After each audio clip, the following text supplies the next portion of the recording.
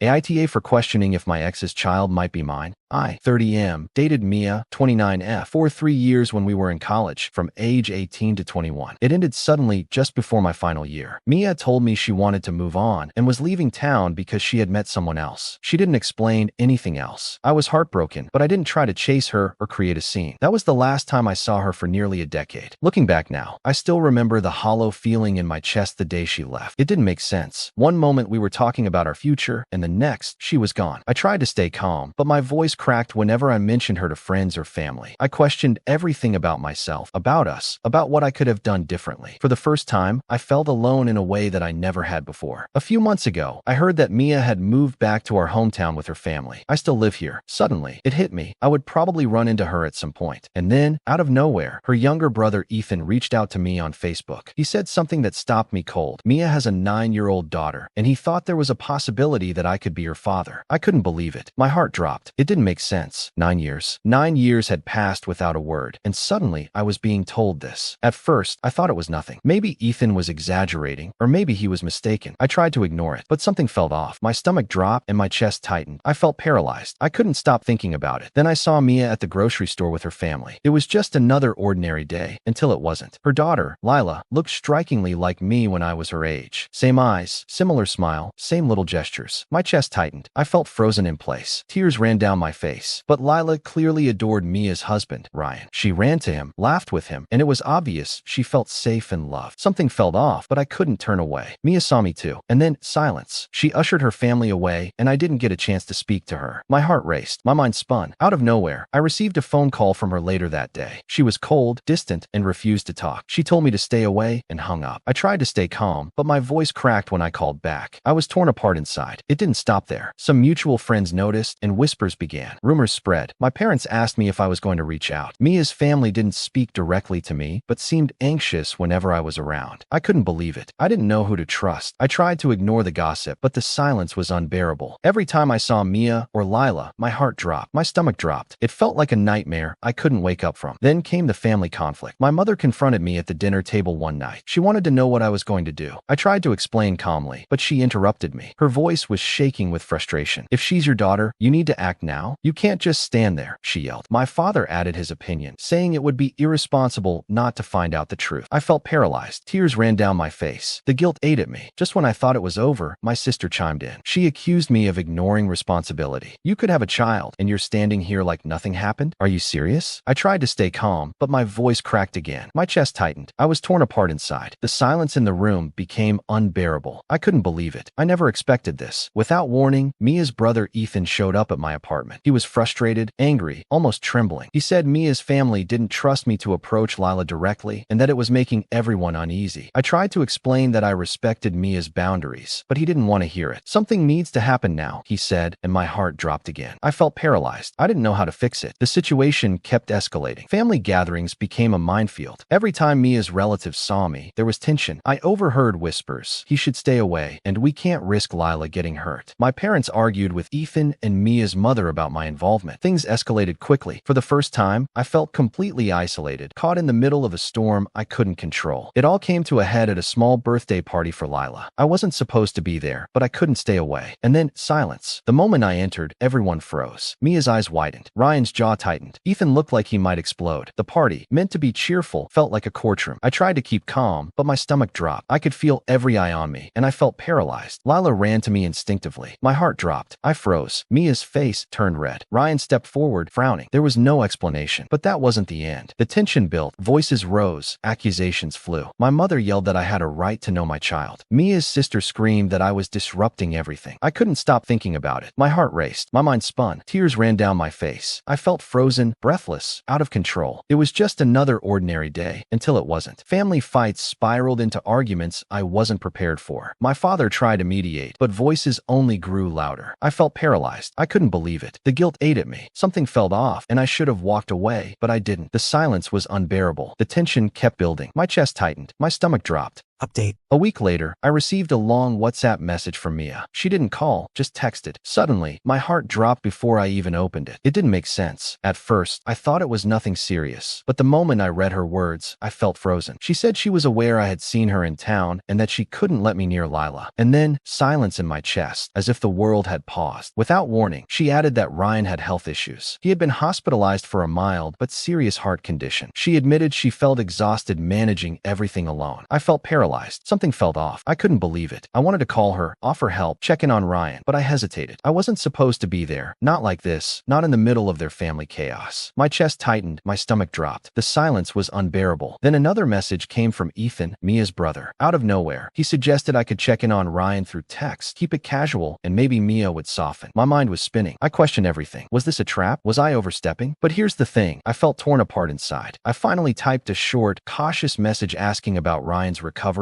and sent it. Time stood still while I waited. And then a reply came. Mia responded. She thanked me politely, but firmly. Lila couldn't know anything. My heart dropped. Ryan's hospital stay had made her realize how fragile family stability was. She said introducing questions about Lila's paternity could destroy everything they had built. My stomach dropped. I felt paralyzed. I tried to stay calm, but my voice cracked when I whispered to myself that I wanted to argue, explain, even beg for a chance to meet Lila. But I stayed quiet. That night, I went to the park, hoping to catch a glimpse of Lila. And then everything changed. I saw her there, running around, carefree, laughing with Mia and Ryan. My heart dropped again. From afar, she waved at a friend, then paused, glanced toward me, and smiled briefly. It didn't make sense. I had never interacted with her, yet she seemed to sense me. I froze. My chest tightened. Tears ran down my face. I wanted to approach, but I shouldn't have. I walked away slowly, mind spinning. Looking back now, things escalated quickly from there. A few days later, Mia's sister sent me a WhatsApp rant. She accused me of being reckless, of stirring up family drama. I tried to explain that I wasn't doing anything wrong, but she didn't listen. She said Mia was trying to keep Lila safe and that I was a threat. I couldn't stop thinking about it. Something felt off. My stomach dropped. I felt paralyzed. Then my own parents got involved. My father confronted me angrily, saying I should have reached out immediately, that I couldn't ignore a potential child. My mother's voice cracked as she accused me of abandoning responsibility. The guilt ate at me. I couldn't believe it. I never expected this. I was torn apart inside. My chest tightened. Tears ran down my face. The silence in that room was unbearable. Out of nowhere, Ethan called me. I wasn't prepared for this. He was trembling, almost panicked. He said Mia's family had discovered I'd been texting Ryan and were furious. "You're destabilizing everything," he said. "You don't know the chaos you've caused." I tried to explain, but it felt impossible. My mind was spinning. I felt breathless, heart racing, eyes widened. Time stood still. I didn't know who to trust. I questioned everything. Just when I thought it was over, Mia texted me again. Her words were sharp this time. She said if I continued contacting Ryan or even looked at Lila again, I would ruin everything. My heart dropped. I felt paralyzed. My stomach dropped. The silence after reading her messages was like a physical weight. I couldn't believe it. I couldn't stop thinking about it. Tears ran down my face. And then, family drama escalated further. My mother, unable to contain herself, called Mia's mother on speakerphone. It was supposed to be civil, but voices rose. Accusations flew. "He has a right to know," my mother screamed. "You're keeping a child from her own father." Mia's mother shouted back, "You don't understand. This is for Lila's own good." I felt frozen in place, eyes widened, mind spinning. It all went downhill from there. I tried to leave, but my father grabbed my arm. "You can't just walk away from this," he said. My heart dropped. I should have walked away, but I didn't. Something felt off in every interaction. My chest tightened. Panic rose. I felt breathless. And then, silence, broken only by the furious shouts echoing from the phone call in the living room. That night, I sat alone, phone in hand, staring at Mia's texts, Ethan's suggestions, my parents' warnings. I felt paralyzed. My stomach dropped. My chest tightened. Tears ran down my face. For the first time in years, I felt truly alone. I couldn't stop thinking about Lila, about the family, about the chaos I had stumbled into. My mind spun endlessly. What I saw next still haunts me. The way Mia and Ryan looked at each other, the way Lila's laughter rang out, and yet I was not part of it. I couldn't believe it. I never expected this. Update 2. A month later, I got an unexpected Gmail message from Lila herself. I wasn't prepared for this. She had somehow found my email address through a school project. She had to write about people who shaped their lives, and curiosity had gotten the better of her. At first, I thought it was nothing, but then silence. I opened the email and read her words. She didn't know everything, of course. She just said she had seen me in town a few times and wanted to ask why I always left when she noticed me. My heart dropped. My chest tightened. Tears ran down my face. I felt paralyzed. I couldn't believe it. I never expected this. My mind was spinning. I wrote back carefully, keeping my tone gentle, trying to explain that I cared about her and that I wanted to know her, but that I also respected her home and the people she loved. And then silence. Hours passed before she replied. When she did, I could feel feel my heart racing. She said she didn't understand everything, but she felt something, like a missing piece she wanted to know more about. Suddenly, my phone buzzed. Without warning, Mia had texted me. Her tone was calm, almost eerily so, but firm. "This is your last warning. Any contact with Lila without my approval will end everything." I am not joking. My stomach dropped. I felt frozen in place. My chest tightened. Something felt off. I should have walked away, but I couldn't. I was caught between wanting to protect this child I might have created and respecting the family that had raised her. The silence was unbearable. Over the next few days, we exchanged a few cautious emails. Lila asked questions about my life, shared little stories, and even sent a drawing she had made. Each email felt like a lifeline. I felt breathless. My mind spun. I couldn't stop thinking about her. At first, it seemed harmless, but then everything changed. My parents found out about the emails. My mother called, trembling. My father yelled, insisting I had a right to know my child. My heart dropped again. I felt paralyzed. I didn't know who to trust. Then, out of nowhere, Mia's sister discovered the emails as well. Without warning, she called me in a fury. "Do you know what you're doing?" she demanded. "You're destabilizing everything." My chest tightened. My stomach dropped. I tried to explain, but my voice cracked. I felt torn apart inside. The silence after the call was unbearable. My heart raced. Time stood still. I couldn't believe this was happening. And then, silence was broken by another shock. Ryan, Mia's husband, called me directly. I wasn't supposed to be there, not like this. He said he had noticed the emails too and wanted to talk privately. At first, I thought it was a trick, but something felt off. I answered anyway. The conversation was tense. Ryan admitted Mia's protectiveness was extreme, but he wanted what was best for Lila. My heart dropped repeatedly as we spoke. We discussed boundaries, supervision, and trust. The moment I realized how fragile the situation was, I felt breathless, frozen, panicked. That night, I received another Gmail from Lila. She had written a story about her week, including a drawing of a little girl and a man she said felt familiar, even though I barely know him. My chest tightened. Tears ran down my face. I couldn't stop thinking about it. The silence was unbearable. I felt paralyzed. And then, silence again, broken only by the occasional ping of a new email from her. Looking back now, family drama intensified. Mia's mother sent a long message to me, copied to Ethan, accusing me of manipulation. My mother responded angrily. Words flew across texts and emails. Things escalated quickly. Everyone had a breaking point. I was stuck in the middle. My chest tightened. My stomach dropped. I felt frozen in place. Just when I thought it was over, Ethan texted me again. "Be careful," he said. "This could all blow up in your face." My heart dropped. I should have walked away, but I couldn't. I replied carefully, and then silence. But that wasn't the end. The tension lingered. Every ping of a message made my heart race. Each new email from Lila was a thrill and a torment at the same time. It was just another ordinary day, until it wasn't. One evening, Mia called me. Her tone was sharp, trembling with anger. She said Lila had asked about me again, and she was furious. I felt paralyzed. My chest tightened. My stomach dropped. She accused me of trying to interfere, of being reckless. Out of nowhere, the rest of her family joined the group call. I wasn't prepared for this. Voices rose. Accusations flew. My heart dropped repeatedly. I felt breathless, frozen, panic-stricken. And then, everything went silent for a moment. I could hear only my own breathing. But here's the thing. Through that silence, I realized something. Lila was reaching for me. She wanted answers. She was curious. She wanted connection. And I couldn't ignore her. I felt paralyzed, yes, but also determined. My heart raced, eyes widened, mind spinning. I didn't know what would happen next, but I knew I couldn't back down completely. "You're not really the AITA here. You didn't chase Mia, you didn't force anything, and you're being cautious, trying to respect boundaries while processing a huge, unexpected revelation. You're navigating a minefield of emotions, rumors, and family pressure, all without overstepping. The tension, panic, and guilt you feel are normal human reactions. However, you could become the AITA if you ignore Mia's repeated boundaries or try to force contact with Lila. That's the line. You're walking it carefully, but every action from here on matters." Before we jump into the next story, don't forget to like and subscribe, and let us know your favorite part in the comments. AITA for refusing to accept my best friend's girlfriend into my life. I'm 20 and my best friend, Liam, is 21. We've been inseparable since high school. Over the past year, he started dating someone named Veronica, and from the very beginning, things changed. Liam slowly stopped inviting me to hang out. He would often disappear for hours without explanation, and whenever we met, Veronica was always there, talking over me, making plans without asking, or constantly sending him messages during our conversations. A few weeks ago, something happened that broke the little patience I had left. We were planning a weekend camping trip, something Liam had suggested months earlier, just the two of us and a few friends. Suddenly, while checking the group chat, I saw a message from him canceling on everyone. I called him immediately, and he sounded confused. It turned out Veronica had sent the message herself, pretending to be Liam, because she didn't want him going. I was furious. I told him this relationship was unhealthy and that that someone who truly cares about you wouldn't control your friendships. Liam didn't respond well. He got defensive, saying I had no right to judge his relationship and that I was being rude. Our argument escalated, and in a moment of frustration, I blocked him. A week later, I unblocked him after hearing that his father had been hospitalized. I felt I couldn't abandon him entirely, but I also told him clearly I would continue to be his friend only if Veronica stayed completely out of my life. No messages, no surprise appearances, nothing. And then, things began to spiral in ways I couldn't have anticipated. Suddenly, his mother, Elaine, called me late one night. Her voice sounded panicked. She said she didn't know who to trust and that Liam seemed different lately. I tried to stay calm, but my voice cracked as she recounted fights between Liam and Veronica that were happening in front of the entire family. Something felt off about the way she hesitated before telling me. I didn't know who to trust. The next day, I saw Liam at the hospital. Out of nowhere, Veronica appeared, insisting on helping with his father's care. My chest tightened. I should have walked away, but I couldn't. I stayed, watching her control the room, directing nurses, telling doctors what Liam wanted, even though he wasn't present. My heart dropped. It didn't make sense how quickly she had inserted herself into every corner of his life. That evening, Liam's father, Gregory, looked at me with tears in his eyes. I can't believe this is happening, he said quietly. I never expected this. I couldn't believe it either. I tried to explain to him what had happened, how Veronica had been manipulating Liam and isolating him from friends and family. But Liam's mother interrupted, saying I was being unfair and exaggerating. I felt paralyzed. My stomach dropped. I didn't know who to trust. And then silence. Liam walked in, and something felt off. He avoided my eyes. He looked smaller somehow, as if he was carrying the weight of everyone's opinions and confusion. I could see he was torn apart inside. I don't know what to do, he whispered. I just want peace. But peace wasn't possible anymore. Not with Veronica controlling every interaction, every decision, and every moment. The following week, tensions exploded. Veronica called a family meeting at Liam's house. I wasn't supposed to be there, but Liam's younger sister, Mara, sent me a text pleading for me to come and witness what was happening. I arrived just in time to hear Veronica accusing Liam of talking behind her back and trying to sabotage their relationship. The guilt ate at me. I tried to stay calm, but my voice cracked when I argued back. This isn't healthy, I said. You're manipulating everyone, and Liam is hurting. Veronica turned on me immediately, and then silence. I could feel the entire room watching. Liam's parents looked shocked, unsure who to believe. I heard it again, Veronica's mocking laugh. My chest tightened. I couldn't stop thinking about how far she had gone. She even accused Mara, Liam's own sister, of siding with me. Tears ran down Mara's face. I felt paralyzed. Just when I thought it was over, Liam's father slammed his hand on the table. Enough, he shouted. We will not let anyone destroy this family from the inside. But that wasn't the end. Veronica accused him of being biased, of never caring about her feelings. My heart dropped again. I couldn't believe this was happening in front of everyone. It felt like a betrayal from all sides. Suddenly, Liam turned to me, his eyes full of confusion and pain. I don't know who I am without her, he said. My stomach dropped. I tried to reassure him, but he looked away, lost. I wasn't supposed to be there as a mediator, but somehow I had become one. And then silence. I'll never forget what happened next. Liam's mother quietly whispered that maybe we had all been wrong, that maybe Veronica was right about certain things. My chest tightened so much I could barely breathe. I realized something terrifying. No matter how hard I tried, no one else seemed willing to see the truth. Something felt off about the entire situation. I should have walked away earlier, before it all escalated into this tangled mess of family conflict and manipulation. But I couldn't. I couldn't abandon Liam, even though every interaction left me questioning everything. By the end of the week, I was completely drained. Every phone message from Liam or Veronica caused my stomach to drop. My chest tightened. The silence in between conversations felt unbearable. I felt alone, even surrounded by people I had known for years. And then silence again. Out of nowhere, Veronica sent Liam a text that seemed harmless, but my heart dropped when I saw the way Liam hesitated before replying. Something felt off. I couldn't stop thinking about it. I felt paralyzed. Every family dinner, every hospital visit, every group chat became another battlefield. I didn't know who to trust. The guilt ate at me for being so blunt, for refusing to tolerate Veronica. But at the same time, I knew I couldn't let her continue to manipulate Liam. My heart dropped every time I saw him struggling to stand up for himself. My chest tightened. I felt torn apart inside. And then silence. I realized that nothing would ever feel simple again. Even now, weeks later, I'm still trying to figure out how to protect our friendship without causing more damage. My stomach drops every time I hear a notification conversation. I try to breathe, but my chest tightens. I feel paralyzed. And yet, I can't walk away. Something felt off about everything Veronica touches. I shouldn't have to choose between my best friend and my own sanity. But right now, it doesn't feel like there's a choice at all. Update. A few days after we reconnected, I got a WhatsApp message from Liam while I was at my part-time job. The tone was urgent, almost panicked. He said Veronica had somehow managed to make his mother believe I had been spreading rumors about her. Suddenly, my stomach sank. I hadn't spoken to Liam's mother in weeks, and now it seemed like Veronica had found a new way to manipulate everyone around him. I couldn't believe it. Something felt off, but I didn't know how to respond. I wasn't supposed to be there, yet suddenly, I was dragged back into a whirlwind of lies and tension. I called Liam immediately, but before he could explain, Veronica picked up his phone. Out of nowhere, she tried to charm me, insisting I was the problem, that I was trying to ruin Liam's life. My chest tightened. I tried to stay calm, but my voice cracked when I told her I wasn't going to have any conversation with her. She laughed, and then silence. Then she sent a barrage of messages to Liam, guilt-tripping him, twisting every word I had ever said into an accusation. I felt paralyzed. My heart dropped. It didn't make sense how someone could weave such a web so quickly, and I knew Liam was caught in the middle. Later that night, Liam called me again. His voice sounded exhausted, and I could hear him breathing heavily, like he had been running for hours. I don't know what to do, he said quietly. Even my parents, they don't know who to believe anymore. And then, silence. I realized he was starting to doubt himself, questioning every choice, every friendship. I felt torn apart inside. I wasn't supposed to be the one to fix this, yet here I was, trying to salvage a friendship that felt like it was slipping through my fingers. Over the next few days, the tension grew unbearable. Liam's parents, who had always been welcoming to me, suddenly started asking questions that felt accusatory. His father, Gregory, confronted me via text, asking if I had really said the things Veronica claimed. I tried to explain, but my messages seemed to vanish into thin air. Something felt off. I should have walked away, but I couldn't. I didn't want to lose Liam, and I didn't want to let him be manipulated. Then, without warning, a family argument erupted at Liam's house. I was invited by Mara, his younger sister, who was desperate to tell someone the truth. Veronica was there, as usual, smiling sweetly to the parents, but whispering threats to Liam in another room. Suddenly, Liam's mother, Elaine, accused me of turning Mara against her, and Liam's father shouted at Veronica to stop interfering. My stomach dropped. I tried to step in, but I wasn't supposed to be there. Yet somehow, I was in the middle of a heated confrontation that escalated faster than I could handle. Veronica gasped, looking shocked as she twisted every word. "You think I'm the problem?" she said, pointing at Liam. "You're all against me. And now, you're using your friends to sabotage me." My chest tightened. I couldn't stop thinking about it. Tears ran down Mara's face. Liam stood frozen in the middle, torn between defending me and placating Veronica. The silence was unbearable. My heart dropped. I felt paralyzed. The next morning, I woke to a flurry of messages. Veronica had sent group texts to Liam's entire extended family, painting me as a manipulative influence, someone secretly trying to break the family apart. I never expected this. I couldn't believe it. Liam's father confronted him angrily during breakfast, demanding explanations. Liam barely spoke, staring blankly at his plate. My stomach dropped. For the first time, I felt completely alone in the situation. Something felt off about everyone suddenly questioning me, even the people who had always trusted me. That evening, I texted Liam, pleading with him to set boundaries. But he didn't reply. I tried calling, and then silence. Hours passed. Finally, a message appeared. "I don't know if I can do it. She's everywhere. I don't know who I am without her." My heart dropped again. I felt torn apart inside. My chest tightened. I couldn't stop thinking about all the ways Veronica had infiltrated his life. I should have walked away, but I couldn't. And then, silence. I realized that every interaction now carried the weight of a potential explosion. Suddenly, Liam's father called me. He seemed softer now, but I could hear the frustration in his voice. "I don't know how to help him," he said quietly. "Veronica is convincing everyone that I'm being unfair." I couldn't believe it. Out of nowhere, even the people who loved Liam the most were being pulled into her narrative. I felt paralyzed. I never expected this. My stomach dropped. I couldn't stop thinking about it. That night, I stayed awake staring at my phone. I heard it again. Veronica's messages popping up on Liam's screen, each one carefully designed to provoke doubt. My heart dropped. It didn't make sense how quickly she had taken control of the situation. I felt frozen, unable to move, unable to speak. My chest tightened. Tears ran down my face as I realized that nothing would ever feel simple again. I couldn't leave, and I couldn't fix everything. And then, silence. For the first time, I felt completely alone in the chaos. Liam's family family was fractured, his trust in me shaken, and Veronica seemed unstoppable. My stomach dropped with every notification. I questioned everything, and yet, out of nowhere, a small flicker of hope remained. I knew I had to keep fighting, even if it meant stepping into every argument, every conflict, every tense family moment. My heart dropped again. I felt paralyzed, but I couldn't abandon him. The days that followed were a continuous storm of messages, confrontations, and late-night calls. I tried to navigate between Liam, his family, and Veronica's manipulations. Something felt off at every turn. I should have walked away many times, but my heart refused. I couldn't leave Liam trapped, even if it meant being pulled into chaos I never imagined. My chest tightened, my stomach dropped, and I felt torn apart inside. And then, silence. I realized that helping him might never feel safe or simple again. Yet, despite everything, I couldn't let go. After reading everything, it's clear that you are not AITA in this situation. You've been put in an incredibly difficult position, torn between loyalty to your best friend, Liam, and protecting yourself from the manipulative behavior of Veronica. From the start, she has been controlling, isolating him from friends, and inserting herself into every interaction in ways that are not healthy. You didn't start the conflict. You responded to it in the only way someone with integrity could, by setting boundaries and speaking up when you saw manipulative patterns. Blocking Liam temporarily out of frustration was a natural response after repeated attempts to communicate were undermined, and unblocking him when his father was hospitalized shows that your loyalty hasn't disappeared. You're simply trying to navigate a toxic situation without letting it completely consume you. At every turn, Veronica's actions, pretending to be Liam, sending messages to his family, controlling hospital visits, demonstrate that the problem lies with her, not you. You've been patient, cautious, and consistent in your desire to maintain a healthy friendship, even when the entire situation spiraled into family conflict